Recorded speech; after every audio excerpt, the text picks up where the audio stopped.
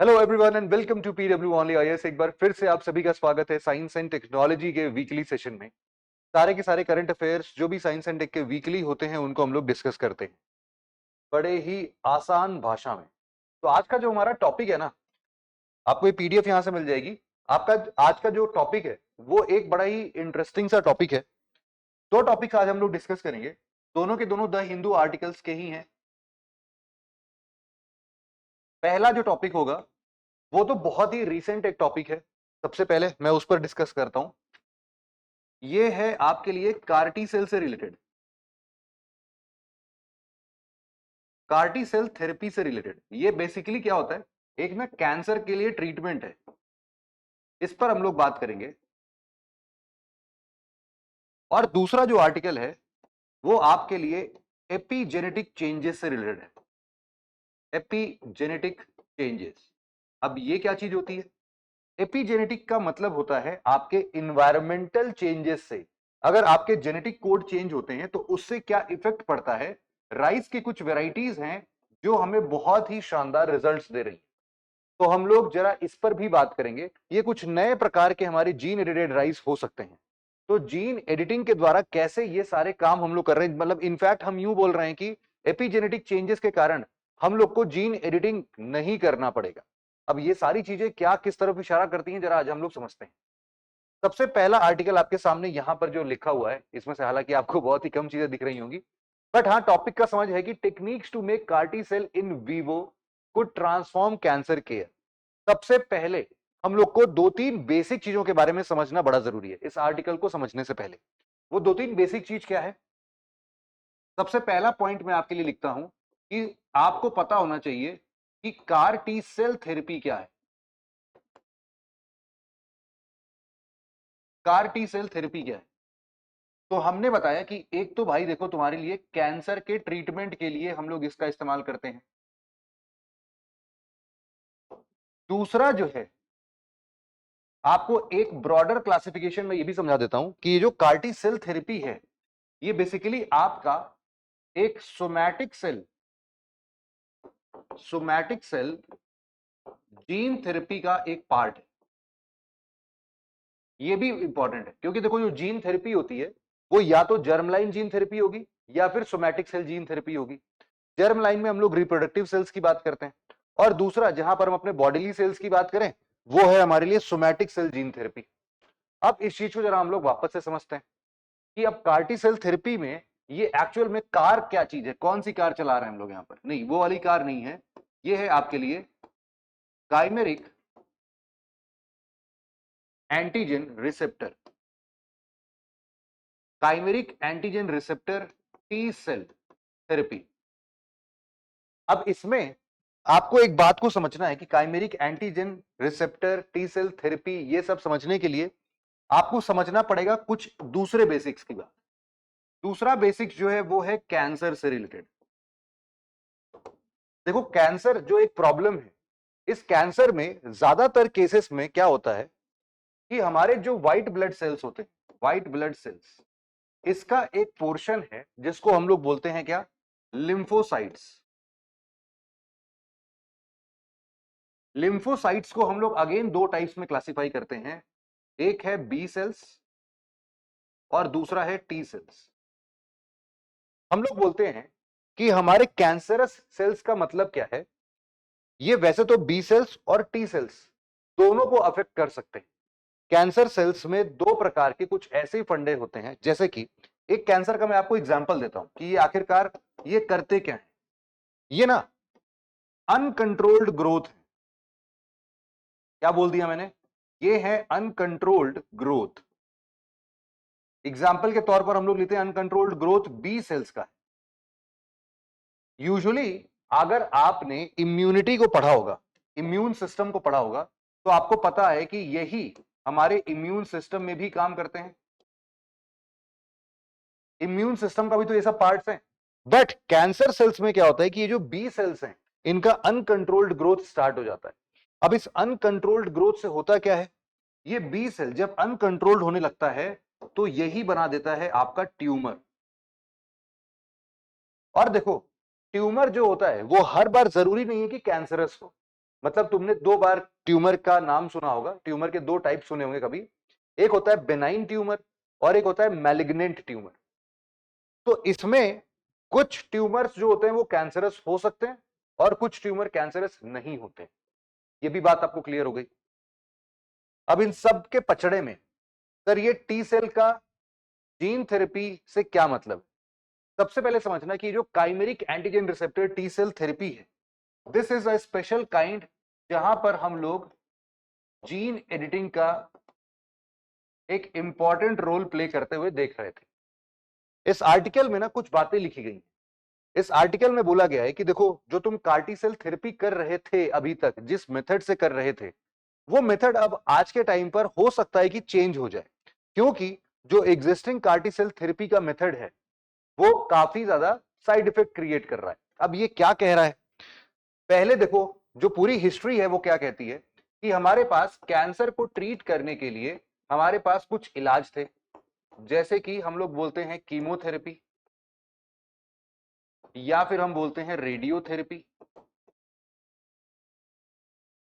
लेकिन हमने बोला कि ये दोनों में दोनों क्या है बेसिकली?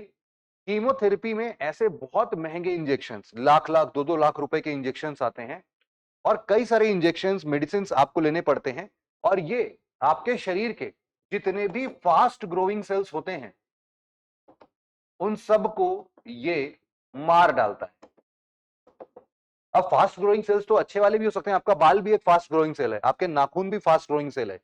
इसीलिए आपने देखा होगा कि जब कीमोथेरेपी होता है तो बाल झड़ जाते हैं, या फिर पूरे झड़ जा रहे हैं, या फिर आपके नाखून जो है ये भी बिल्कुल टूट के अलग हो जा रहे हैं। तो कीमोथेरेपी के बहुत सारे साइड इफेक्ट्स थे। साइड इफेक्ट्स के साथ साथ हम लोग ये भी बोलते थे कि भाई साहब, इसका जो प्रोलॉन्ग्ड वर्जन है, मतलब कि कई बार जब हम लोग कीमोथेरेपी कराते हैं तो हमारे शरीर के बहुत सारे ऐसे फास्ट ग्रोइंग सेल्स के साथ साथ बहुत सारे दूसरे प्रॉब्लम्स भी हमारे सामने आते हैं, जिससे कि कीमोथेरेपी, मतलब ऐसा लगता था कि इससे अच्छा तो मर ही जाएं। मतलब ये सिचुएशन होती है कीमोथेरेपी के बाद में। सिमिलरली रेडियोथेरेपी में हम लोग क्या करते हैं? रेडियोथेरेपी में हम लोग गामा रेस का इस्तेमाल करते हैं। आप सबको पता है कि गामा रेस अपने आप में बहुत ज्यादा पावरफुल रेस है।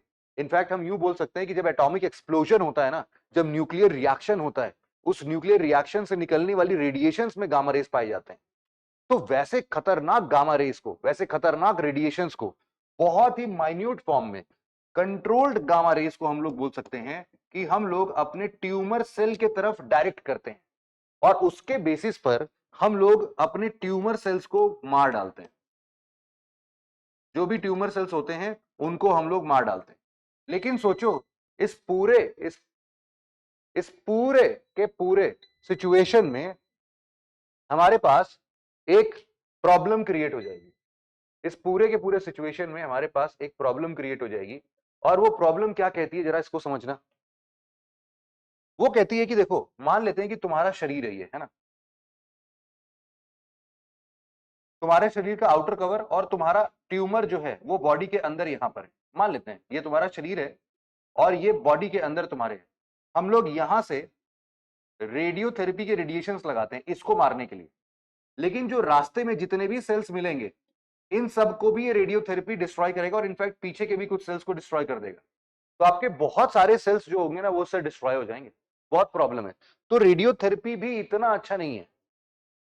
अब इन सभी के प्रॉब्लम्स को देखते हुए हम लोगों ने एक सॉल्यूशन दिया था जिसका हम लोगों ने नाम रखा कार्टी सेल थेरेपी। इसके अंदर में क्या होता है? इसके अंदर में हम लोग ये बोलते हैं कि कार्टी सेल थेरेपी में यूजुअली जो हमारे ट्यूमर सेल्स या कैंसरस सेल्स होते हैं, ये कैंसरस सेल्स कई बार हमारे टी सेल्स को अटैक करने से रोकते हैं। अब ये टी सेल्स का फंक्शन क्या होता है? टी सेल्स का इम्यून सिस्टम में फंक्शन ये होता है कि they use to attack infectious cells. ये क्या करते हैं?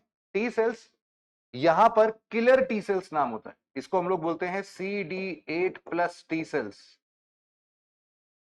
और इनको हम लोग बोलते हैं क्या? इनको हम लोग बोलते हैं killer T cells. Killer T cells ये बेसिकली टी सेल्स के एक ऐसे फॉर्म है जो कि इन्फेक्शियस सेल्स को मारने का काम करते हैं, इनका काम ही है ये। लेकिन प्रॉब्लम ये है कि हमारे जो ट्यूमर सेल्स होते हैं ना, वो इन टी सेल्स को बेवकूफ बना देते हैं। और ये बेवकूफ बनाते हुए कहते क्या है कि भाई हम ट्यूमर तुम्हारे भाई ही है, भाई तुम्हारे शरीर का हिस्सा है यार, हम कोई इन्फेक्शियस सेल्स नहीं है, हम तो हेल्दी सेल्स हैं, तुम क्या ही हमको मारने आओगे। और टी सेल इतने में भूल जाता है। टी सेल को जब भी आप लोग पढ़ें तो इस बात का अंदाजा रखें कि जो भी टी सेल होता है उसके पास में कुछ कुछ ऐसे एंटीजन रिसेप्टर्स होते हैं। ये क्या होते हैं? एंटीजन रिसेप्टर्स होते हैं। ये मैंने क्या बनाया, ये सारे के सारे क्या हैं? ये हैं एंटीजन रिसेप्टर्स। ये जो एंटीजन रिसेप्टर्स हैं, ये इनका काम तो यही है कि ट्यूमर सेल्स वाले एंटीजन के पास जाओ और उनको रिसीव करके उनको मार डालो, है ना, या फिर उनको उनको रेंडर इनइफेक्टिव। रेंडर इनइफेक्टिव मतलब कि उसको इनइफेक्टिव कर दो। लेकिन ये कर ही नहीं पा रहे बेचारे। तो हमने क्या किया, हमने अपने शरीर से, पुराने सिस्टम का बता रहा हूं, हमने अपने शरीर से क्या किया, एक प्रोसेस के थ्रू अपने सारा व्हाइट ब्लड सेल थोड़ा निकाला। उस व्हाइट ब्लड सेल में हमने क्या किया, थोड़ा सा लैब में से उन टी सेल्स को अलग किया और इन टी सेल्स को बोला कि भाई साहब तुमको बेवकूफ बनाया गया, लाओ तुम्हारे अंदर हम लोग जीन एडिटिंग कर देते हैं। और जीन एडिटिंग के थ्रू हम लोग तुमको कुछ और एंटीजन रिसेप्टर्स लगा देते हैं। ये एंटीजन रिसेप्टर्स स्पेशलाइज्ड हैं कैंसर सेल्स को मारने के लिए। और तुम अब इसके वजह से, इसको क्या बोलते हैं हम लोग, इसको हम लोग बोलते हैं chimeric, chimeric antigen receptor. Chimeric antigen receptor. अब यहां से क्या सिस्टम बन रहा है अपना कि काइमेरिक एंटीजन रिसेप्टर को हमने बनाया, हमने उसको मिलियंस की तादाद में लैब में ग्रो किया और हमने वापस से बॉडी में फ्यूज कर दिया। अब इससे क्या होगा कि हमारे सेल्स को ये चुन चुन के मारेगा। और इसके लिए हम बोल रहे थे कि जो ट्रीटमेंट हमने दिया ना, अभी इंजेक्ट कर दिया हमने काइमेरिक एंटीजन रिसेप्टर्स वाले टी सेल्स को, ये क्या है बेटा, टी सेल ही तो है ये। और इस टाइम पर ये कार टी सेल हो जा रहा है और यही कार टी सेल हमारे शरीर के अंदर जाए खूब सारे कैंसर सेल्स को मार डालेगा। This is what CAR T cell therapy says. ये यही बोलता है। और इसके लिए वो क्या करता है, यहां पर जब कार्टी सेल अपने लैब में बना दोगे तो ये कहता है कि फिर सिंपल है यार, इसको बस तुम लोग क्या करो, इंट्रा वेनस इन्फ्यूजन के माध्यम से पेशेंट्स के बॉडी में वापस से डाल दो, पेशेंट्स बॉडी में वापस से डाल दो और ये ढूंढ ढूंढ के कैंसर सेल्स को मार देगा। और ऐसा तुम लोग हर एक दिन, 2 दिन, 3 दिन के अंतराल पर 2-3 बार कर दो, है ना। तो उससे क्या होगा, बैक टू बैक क्या होगा कि तुम्हारे लिए जितने भी ट्यूमर सेल्स होंगे वो कुछ दिनों में, कुछ टाइम के बाद में वो सारे के सारे मर जाएंगे और कैंसर हमारा ट्रीट हो गया भाई साहब। तो हमने अभी तक ये सोचा था कि यार कैंसर के जो कीमोथेरेपी, रेडियोथेरेपी है उससे तो ये बहुत ही बढ़िया है और इनफैक्ट है भी बढ़िया। बट प्रॉब्लम क्या है, सबसे पहले तो ये कॉस्टली है। Chimeric antigen receptor T cell therapy जो है, इसका इंडिया में जो कॉस्ट आता है वो आता है लगभग लगभग 60 से 70 लाख रुपीस। ये एक बार की कॉस्ट है ना, मतलब 60-70 लाख में पूरा एक बार तुम्हारा ट्रीटमेंट हो जाएगा। महंगा है भाई साहब, ये भी महंगा है, लेकिन उससे तो कहीं ज्यादा महंगा है, ये बहुत ही ज्यादा महंगा। तो इसीलिए 60-70 लाख रुपए की बात हो रही है। अरे जो तुमने कार्टी सेल बनाया ना बेटा, अपने सेल को निकाल के, इसी में 30-35 लाख रुपए लग जाते हैं, ऐसा आर्टिकल में लिखा है। तो अब इसके ना कुछ साइड इफेक्ट्स पता चलने लगे हमें। साइड इफेक्ट्स जैसे कि हमने बोला कि यार इसमें ना बहुत सारे प्रॉब्लम्स आने लगे। जैसे कि जिनको भी ये कार्टी सेल थेरेपी दी गई उनको साइटोकाइन रिलीज सिंड्रोम होते हुए देखने को मिला, उनको neurological complications, random gene integration.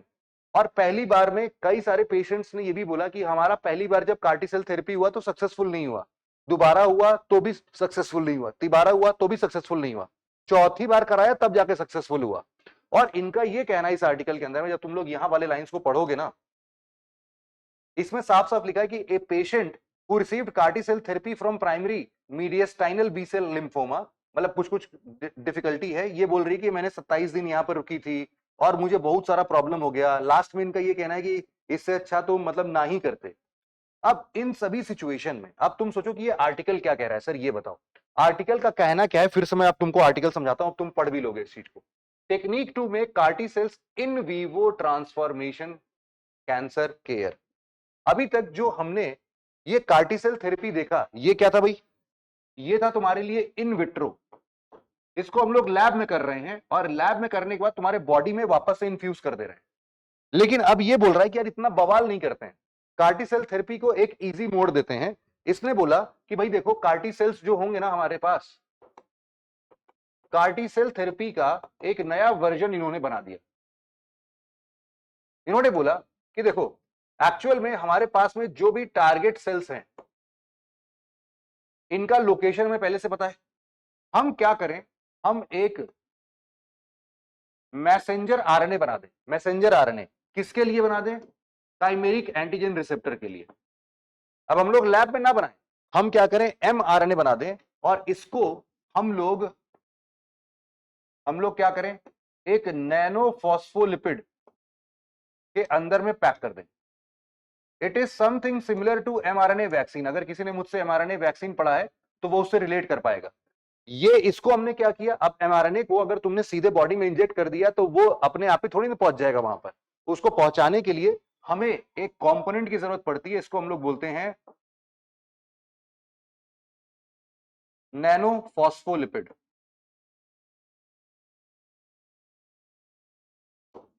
इनका कहना है कि अगर हमने मैसेंजर आरएनए, एक ऐसा मैसेंजर आरएनए जो कि काइमेरिक एंटीजन रिसेप्टर बना सकता है, अगर तुमने इसको कहां पर भेज दिया, तुमने अगर इसको भेज दिया टी सेल्स के अंदर, जो शरीर के अंदर हो रहा है, ये जो कार्टी सेल है बेटा, अब ये क्या है तुम्हारे लिए, ये इन वीवो है। इन वीवो का मतलब होता है inside the body, inside the body. ये बोल रहा है कि अगर तुमने अब इसको शरीर के अंदर में भेज दिया ना, तो भाई साहब तुम अपने टी सेल्स को टारगेट करके एमआरएनए भेज दो और टी सेल्स अपने आप में ही काइमेरिक एंटीजन रिसेप्टर टाइप का बिहेव करने लगेगा। और जो तुमने एमआरएनए भेजा है इसमें तुमने क्या किया है, चुन चुन के एक काम और कर दिया है शानदार तरीके से। इसमें तुमने क्या किया है, इसमें तुमने टारगेट किया है बी सेल्स के, बी सेल्स के एंटीजेंस को। मतलब बी सेल्स का अनकंट्रोल्ड ग्रोथ हो रहा होगा अगर, तो ये जाएगा उन बी सेल्स को भी मार डालेगा पूरे तरीके से।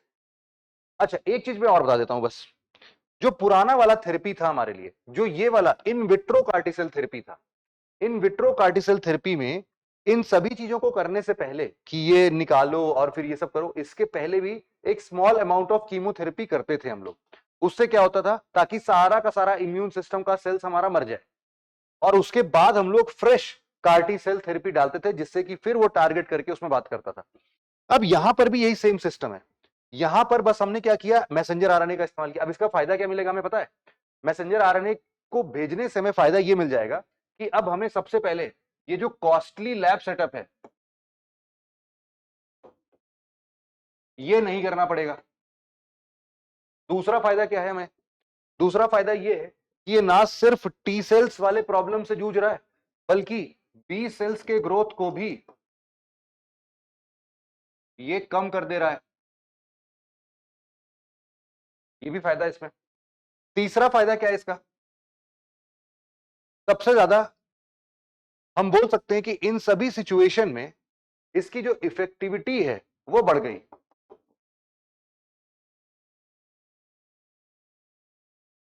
इफेक्टिविटी इसकी बढ़ गई, ये ज्यादा इफेक्टिव है। तो अब क्या है, अब एक चीज बस मैं डिस्क्लेमर के तौर पर बता देता हूं, है ना। इस आर्टिकल में अभी तक ये लिखा है, डिस्क्लेमर दे दे रहा हूं भाई इसको, कि in vivo, in vivo CAR T cell जो है ना, वो अभी तक ह्यूमन पर टेस्ट नहीं किया गया। याद रखना कि this method has not been tested on humans till date. ज्यादा से ज्यादा आप बोल सकते हो कि मंकी पर इस पे बहुत ही शानदार रिजल्ट्स आए। मंकी पर जब ये टेस्ट किया गया तो मंकी पर बहुत ही बेहतर रिजल्ट्स आए। 85% of the cancerous cells has been eliminated very soon. तो इसीलिए बोल रहे हैं कि मंकी वाला तो यार बहुत सक्सेसफुल गया है। हम इंसानों पर अभी ट्रायल कंडक्ट करेंगे और फिर बनाएंगे। अब ये हो रहा है कि इंडियन पर्सपेक्टिव से यार क्या फायदा मिलेगा इन सब चीजों का, यहां पर हम लोग समझते हैं। यहां पर आप देख सकते हो कि इंडिया के लिए क्यों मैटर कर रहा है। सबसे पहले इसका एक और फायदा मैं आपके लिए बताता हूं कि एक तो बी सेल्स के ग्रोथ को मारेगा। अब एक चीज मैं और बताता हूं आपको, एक और प्रॉब्लम यहीं से उसको रिलेट करना आप लोग, वो बहुत ही शानदार चीज है बेटा। एक प्रॉब्लम होती है जिसको हम लोग बोलते हैं auto immune disease. Auto immune disease, auto immune disease किसको बोलते हैं, जिसमें कि हमारा इम्यून सिस्टम धोखे से किसी भी हमारे हेल्दी सेल पर मतलब मुंह उठा के एकदम अटैक करने लगता है, मारने लगता है, मारने लगता है, मारने लगता है। ये होता है auto immune disease.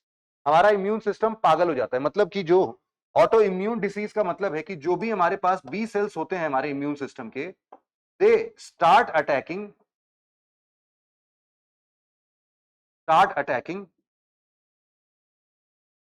Any functional cell.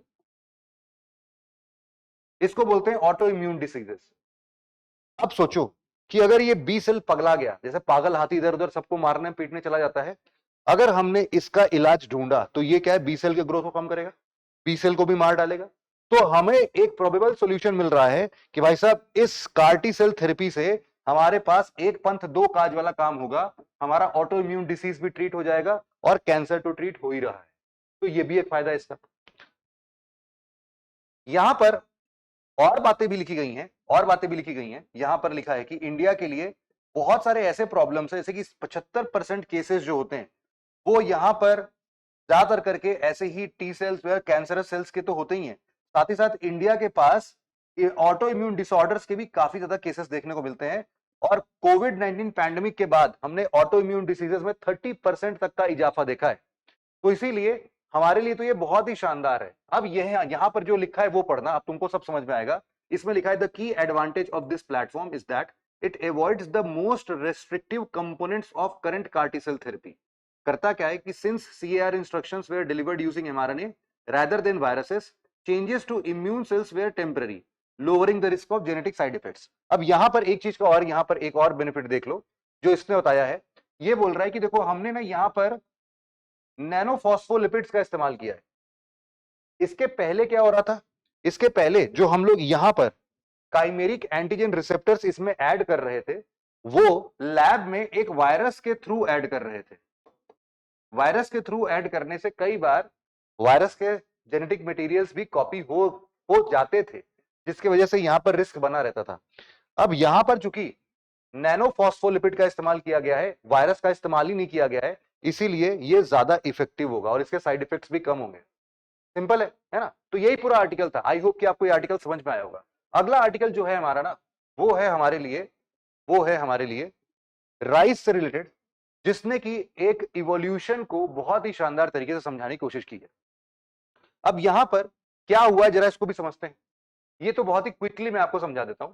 देखो दो तीन लोग हैं इसमें, मैं बताता हूं। एक है आपके जीन बैप्टिस्ट लैमरिक। तो जीन लैमरिक इन्होंने, और साथ में चार्ल्स डार्विन। देखो जो लैमरिक है, लैमरिक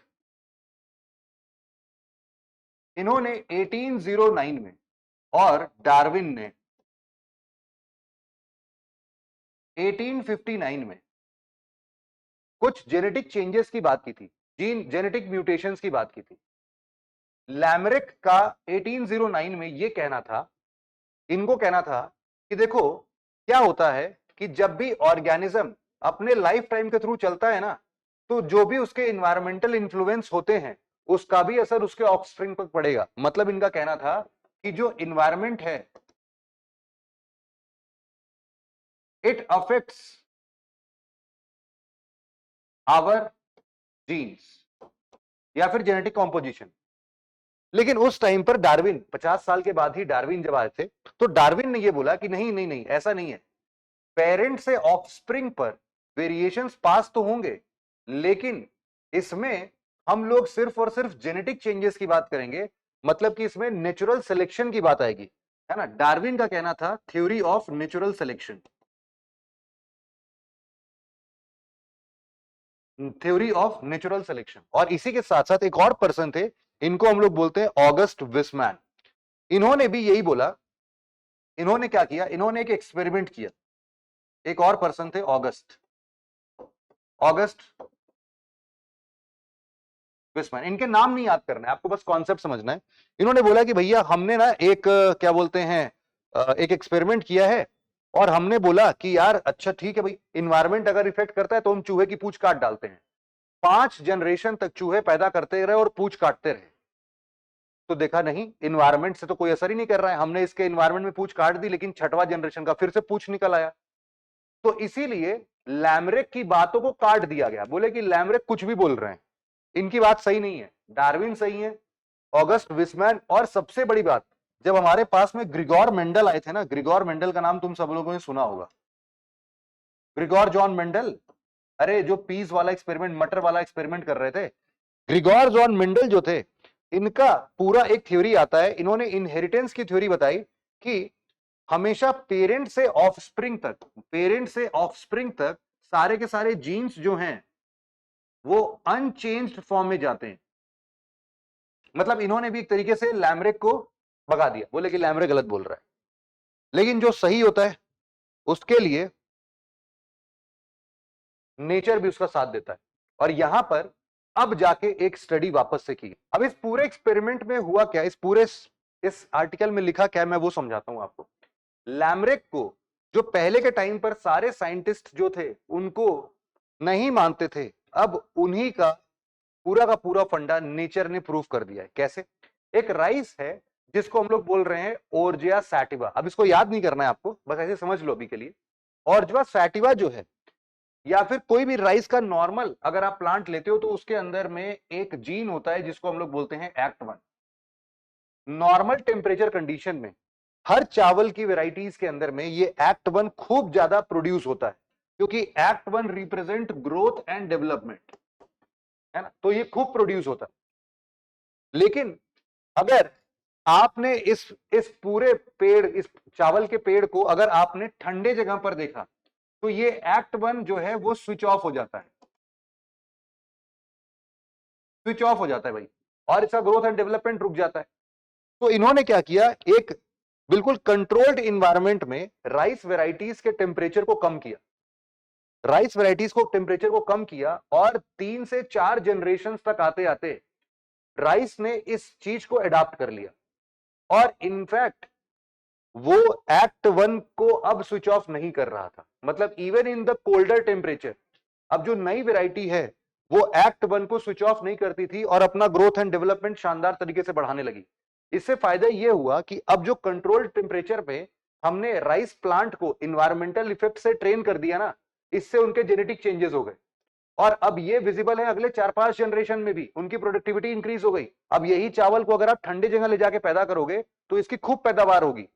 और ये बात कहीं ना कहीं वही है जो लैमरिक 1809 में कहना चाहते थे कि environment can affect our genes, environment हमारे जीन्स को अफेक्ट करता है, और ये इस एक्सपेरिमेंट से प्रूव हो जाता है। तो ये पूरा आर्टिकल भी इसी की तरफ इशारा करता है। सिमिलरली अब यहां पर जो तुमको सीखने वाली चीज है वो है, तुमको एक शब्द सीखना है जिसको हम लोग बोलते हैं एपिजेनेटिक्स। एपिजेनेटिक्स, लैमरिक का कहना था कि भाई एपिजेनेटिक्स इज पॉसिबल। एपिजेनेटिक्स क्या है? एक जीन रेगुलेशन का सिस्टम है जिसमें हम लोग डीएनए सीक्वेंस को छेड़ते नहीं है, लेकिन फिर भी कोई ना कोई पोर्शन स्विच ऑफ या स्विच ऑन हो जाता है। एपिजेनेटिक्स में तुम्हारा डीएनए का जो बेस पेयर सीक्वेंस है वो नहीं चेंज होता, बस कोई ना कोई जीन स्विच ऑफ और स्विच ऑन होने की वजह से फंक्शनल चेंज कर देता है, और ये पॉसिबल है, और इसी को क्या बोलते हैं? एपिजेनेटिक्स। और यही लैमरिक का कहना भी था, जो कि बिल्कुल सही है। ठीक है भाई, आई होप कि ये आर्टिकल भी आपको समझ में आया होगा। आज के इस डिस्कशन को हम लोग यहीं पर एंड करना चाहेंगे, और आप आराम से पढ़िए, कोई भी डाउट आता है तो जरूर से पूछिए। इसके क्वेश्चंस जो होंगे वो मैं बहुत ही जल्द टेलीग्राम चैनल पर अपडेट कर दूंगा। तो आप लोग से मिलता हूं कुछ नए क्वेश्चंस के साथ अपने टेलीग्राम चैनल पर, और नेक्स्ट लेक्चर में इसके आंसर्स के साथ। आज के लिए इतना ही था। Thank you very much for listening it very patiently friends. Have a nice day, take care.